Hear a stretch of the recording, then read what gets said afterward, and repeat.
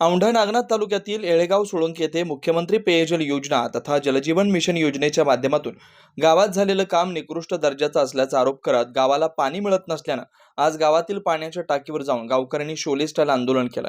गावात विविध 2 योजनेच्या माध्यमातून शासनाने गावात पाणी देण्यासाठी प्रयत्न केले, पण अजूनही गावाला पाणी मिळालं नसल्यानं संताप व्यक्त केला जातोय।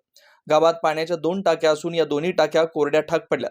हजारो तथा लाखो रुपये खर्च करून गावाला पाणी मिळत नसल्यानं गावकऱ्यांनी संताप व्यक्त केला। आज येळेगाव सोळंकी येथे अतिशय भीषण पाणी टंचाईला सगळ्या जनतेला सामोरे जावं लागत आहे। आणि विशेष म्हणजे मुख्यमंत्री पेयजल योजना आणि जलजीवन मिशन या दोन्ही योजनेचं काम येळेगाव सोळंकी इथं झालेलं आहे। आपण बघू शकता इथं कमीत कमी 3 टाक्या पाण्याच्या टाक्या उपलब्ध आहेत, पण कोणत्याही टाकीमध्ये पाणी नाही। प्रत्येक ठिकाणी पाईपलाईन लिकेज। हजारो कोटी शासनानं खर्चून सुद्धा जर गावाला पाण्यासाठी जर हे अधिकारी आणि कर्मचारी जर विटीस धरत असतील तर आम्हाला आज टाकीवर आंदोलन करावं लागत आहे।